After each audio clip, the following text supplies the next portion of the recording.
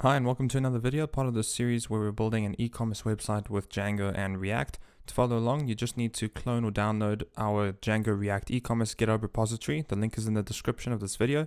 Once you've done that, we can get started.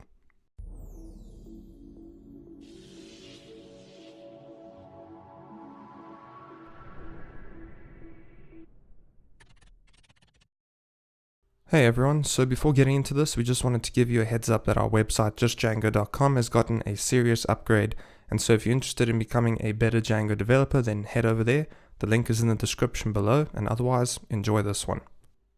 Okay, so the project is running on localhost. I've got the back end with Django, the front end with React. Both servers are running, and this is what it looks like on the localhost 3000.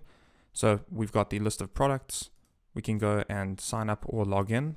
So I'll just go and log in with the admin user. And when we're logged in, we then have items in our cart that we can check out. So if I click on checkout, it takes us to here, which is our order summary. And now what we're going to do is click on this checkout button, which takes us to the page where we will enter our credit card information and actually buy the items in this order. So we're going to be using Stripe to do this. And because we're using React, we're going to need to use the Stripe React library. So we'll just search in Google for Stripe React, and we can click on the first two links. There's using Stripe elements in React, and then there's the GitHub repository for the React Stripe elements, which I'm also going to click on. This page on the Stripe docs just explains how we can get started, and we pretty much actually will only really need to look at this. You can reference here for more information if you want to customize it even further, but pretty much everything is inside this documentation.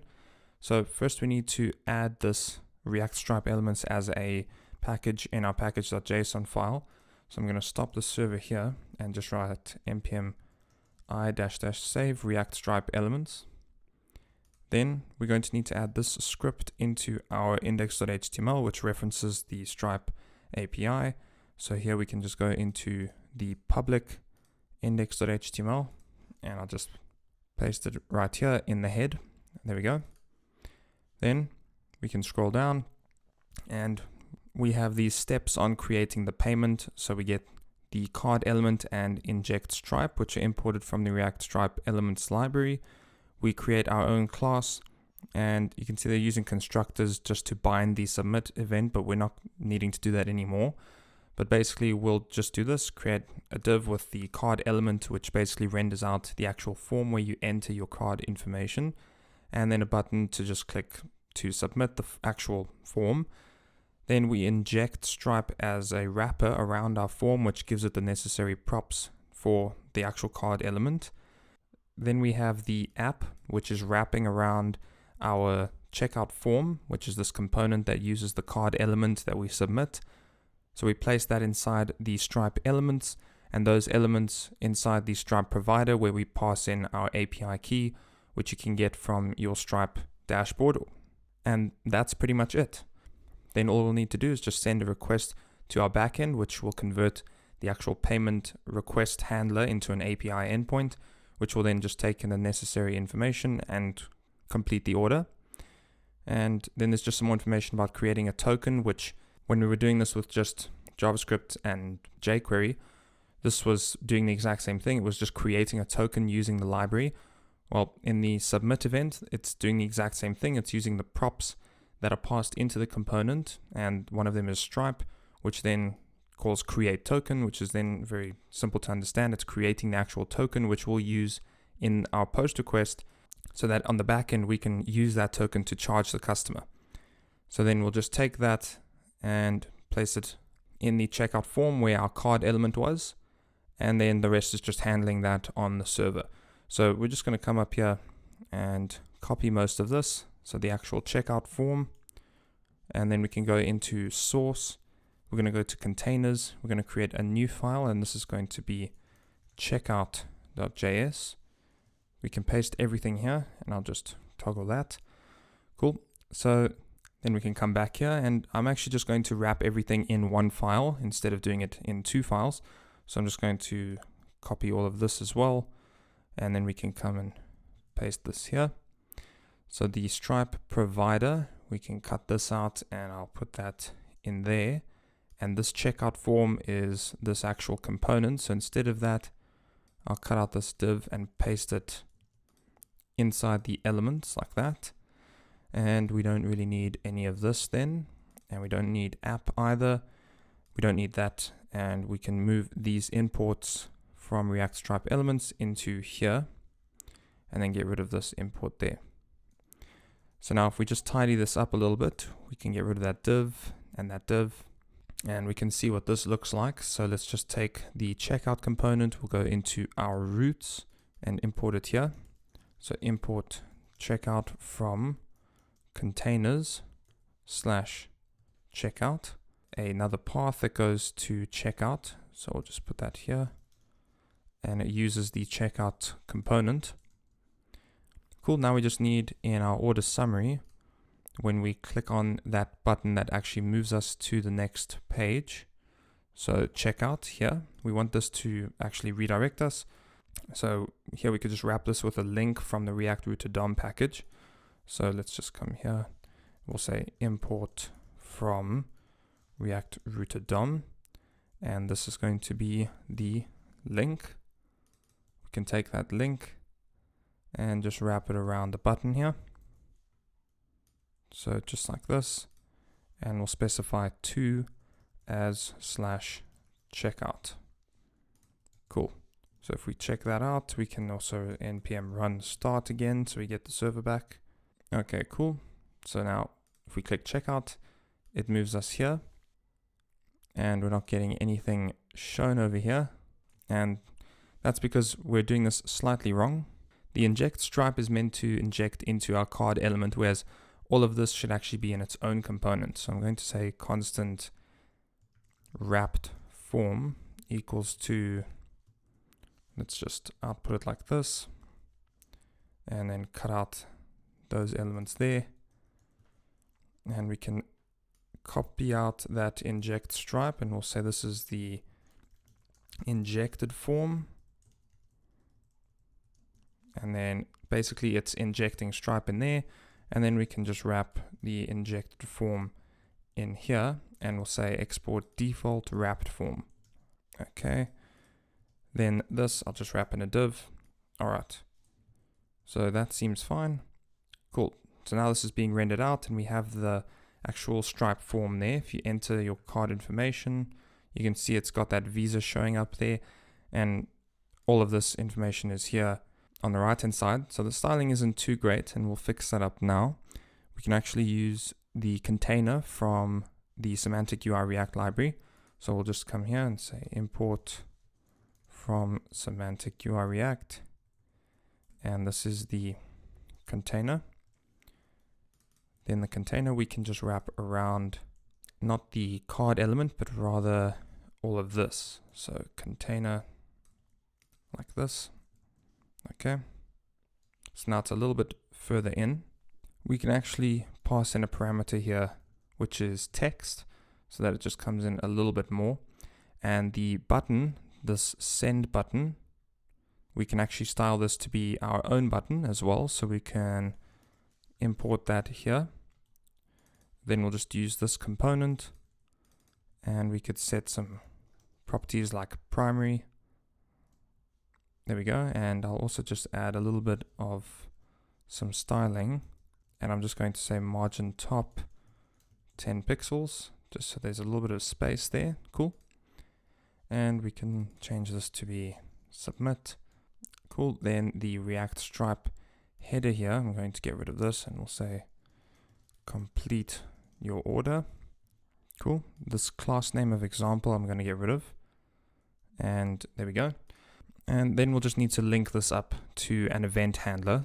So if we just come over here, this is our asynchronous submit event. We're going to want to put our logic in here, which is pretty similar to, if we just scroll down, this here. So we can actually just copy that, and I'm going to replace it here. So what's happening is, because this is an asynchronous method, we can call a wait to basically wait for the response of creating this token, and we don't need to pass in a name either. That's an optional argument. So we'll create the token, then once we have the response, we'll want to use Axios to send this as a post request to our endpoint. So what I'm going to do is just say import the auth axios. We can actually just search for it like that. Cool. So from our utils, and then instead of using a fetch, we'll say auth axios dot post, and this is just going to be like our API slash handle payment. We'll create that in a second. Then we'll have the actual data that we're going to send, and that's definitely going to be the token ID. So what I'm going to do is just put here token as token.id, which we got here from Stripe creating the token. Then we can say .then with the response, and we'll most likely want to put some state in this component. I'm also just going to get rid of all of that. And then we can get rid of the constructor here as well, and we'll set the state here, and we could say loading, and we can say error as null. Cool. So here we'll set the state, and we're going to set loading as false, and we can then get rid of this if response is okay, and we could set here, let's say success as true, and then here we can say success, which is false. Cool. Then we can set the state before we actually make this request. So we'll just set loading to be true, and we can get rid of success there. And we can also catch this event. So we can say catch the error, and we'll set state loading as false again, and we will handle the error as the error message that comes through. Then we can come here in our render method, and we can just say constant error, loading, and success. Cool. And this is just going to have some basic message display, so we won't go with anything fancy. We'll say if success turned to true, so we'll just say success and we'll just put a message component. So if we just come back here, let's go to semantic UI React, and we can search for the message, and we can just scroll down, and we can take this positive message here and just copy all of that. Then we'll just come and import the message and just output this here, and then we'll just say your payment was successful. And we could keep something like this. Go to your profile to see the order delivery status. Then if we have error, we'll just put an error message here. So something like this. So we can copy this, put this here, and we'll say your payment was unsuccessful, and the status here we could just put as json.stringify the error. Okay. And if we have loading, we can actually just put this in the button. So we'll say loading equals loading, and we can say disabled equals loading, so that you can't actually submit it twice. Cool. So this looks good for now. We can go into our core API, into our views, and we can now start converting the payment view. So this, let's just scroll down. There's remove from cart and add coupon. So we can just scroll up here, and it's this long one here. So the payment view, and basically the post request is what we want. So what I'm going to do is I'm going to copy out the post method, come here into the API views, and we'll say class payment view, and we'll just say it's an API view. Paste the post method here. Okay, and we can see here we're using a form. So we're no longer using a form, we're now using the request data. So I'm going to put request here as one of the arguments. And then instead of form, we don't need to check if the form is valid. We'll then just get the token and say token equals to request.data.get. And then in there, we could pass in the Stripe token. So then we just need to make sure that here in our checkout, in this event here, when we submit this data, it's the Stripe token. Cool, so that's what we'll get from the request.data. We can get rid of the if form is valid. I'll comment out save and default. Okay, so this seems fine. We can actually tab this in, and then we have the try statement. Because use default and save are still being used here, I'm just going to say save is false, and we'll say use default equals false as well, just so we don't get any errors. And then we can take this try statement, and all of this we're going to need to move in. Okay, so let's come back up here. So we'll go through the try statement. If use default or save, then it's just going to create it. Otherwise, we create the charge using the token that was passed in, which is correct. Then we create the payment and make sure that we save it on our side. Then we assign the payment to the order. We set the order to have a status of ordered being true now. And then the messages is basically what we're going to need to cut out and return as our successful HTTP request. So we can actually just get rid of that. And here we'll get rid of the redirect, because now we'll return a response. And I'm just going to set the status as an HTTP 200. And then here, instead of this being an HTTP 200, this will be a 400. And we're going to pass in an object, and we'll say here message, and this is going to be this F string. We'll just cut that out and put that there because we're no longer doing messages. Then we can paste this again here, and this will be rate limit error, which we'll paste here. I'll get rid of that print error there. We can paste this one here and return invalid parameters. And then same thing for this one. This will be not authenticated. And then this one will be a network error. And this one is a generic error. So we'll return this here. Okay, and then we can get rid of everything there. And then this one was just a normal Python error. So we'll return this here. Cool, so we can get rid of all of that. Get rid of this, actually get rid of the return redirect, but we will return a response, and it's just going to say invalid data. So all of that there. Okay, cool. So that seems to be correct. We've converted this into an API view.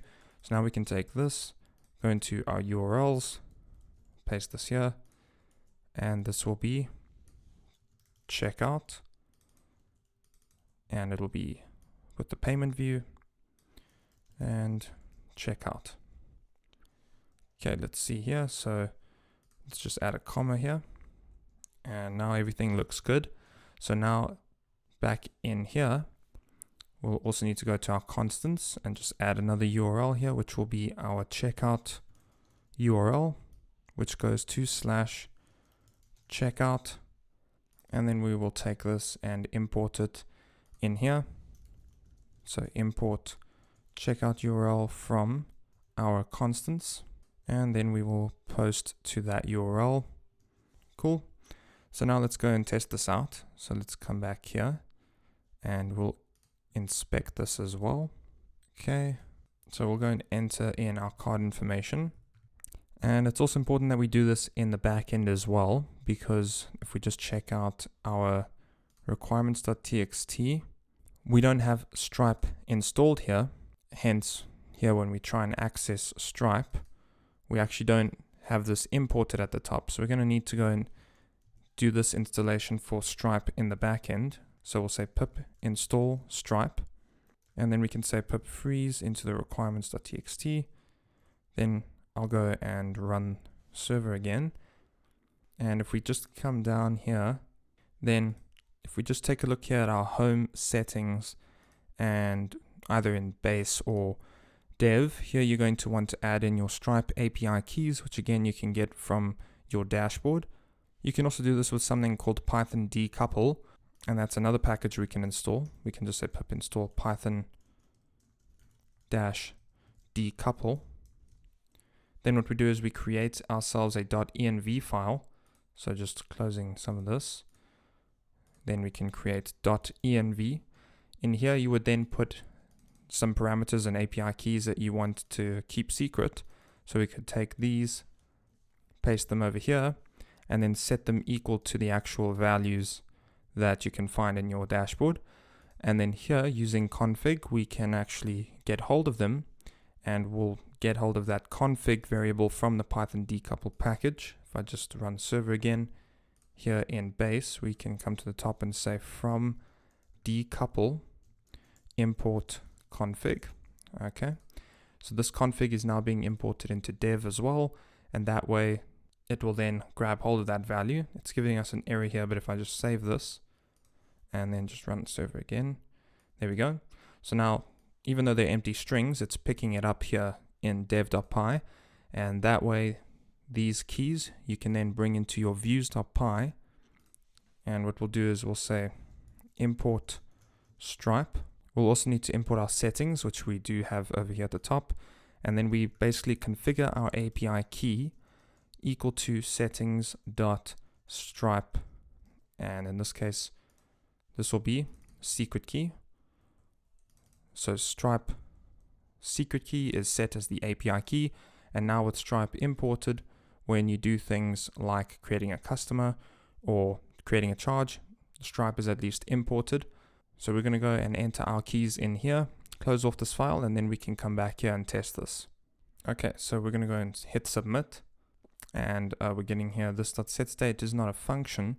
If we just come back here, so what I'm going to do is actually get rid of it, and then the submit I'm going to change into an arrow function like this, and I'll say event.prevent default as well.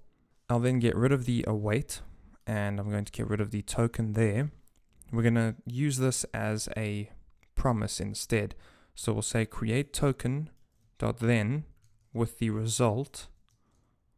We'll then pass this inside here, and based on the result that we get back here, there's a couple properties we'll have access to. So we can say if result.error, then we will not go through with this. Instead, we'll set the state and say that the error is that result.error, and then you can access the .message off of that.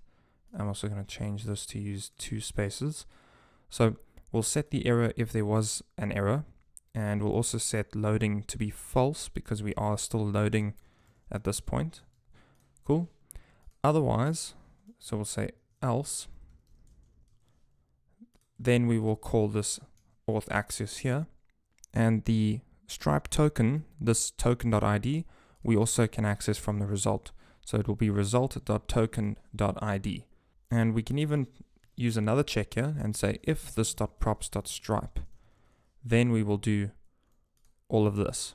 And we can save this. Otherwise, we could just say console.log Stripe is not loaded. So like this, let's come back here, enter the card information. Okay, let's hit submit, and let's see, we're getting a 500 error. So if we come here and up that form, okay, let's come back here. So this entire form we aren't even using. We should actually get rid of that. Okay, we'll just copy that card number and just refresh this, and then submit. Let's see what it is now. It says user profile is not defined. So there's quite a lot of imports most likely. So let's just come here, go to the top, and I'm just going to import all of those up here. And let's just see what we have. So settings we won't need, messages we won't need. We have that. The login required we aren't using right now. The login required mixin we aren't using. The render we already have. The list view we won't be using because this is now with an API. We won't be using redirect. We already have time zone. We won't need any forms. So I'm just going to say from core.models, and we'll just import all the models. Okay, let's come back here and we can enter this, submit. So now it's a 400 error. So if we just come back here, now we're just getting invalid parameters. And okay, so the reason for that was just because the API key set in the Stripe provider wasn't the right API key. So now with that, we can come and try this again. Just going to clear these out and we can enter the card information. And okay, so this one is a serious error. We have been notified, so we can come and check these out over here. And we can say print E, come back here, submit, and create reference code is not defined. So if we search for that, that's coming over here. So what I'm going to do is actually just comment this out. And if we take a look here at the models and just search for reference code, blank and null equals true. So that's fine. We can leave that as it is. So we can actually submit this again and submit. And we get your payment was successful. Go to your profile to see the order delivery. We obviously don't have that section done yet, but we just wanted to focus on the actual payment. So what we can do is at the end of all of that, we'll just close this. Then here in the submit button or submit event, we could either redirect the user or we could refresh the card form, either way, but we're going to leave it at that for this video. So if you enjoyed it, leave a comment down below and let us know what you thought. Otherwise, thanks for watching. Don't forget to subscribe and we'll see you in the next one.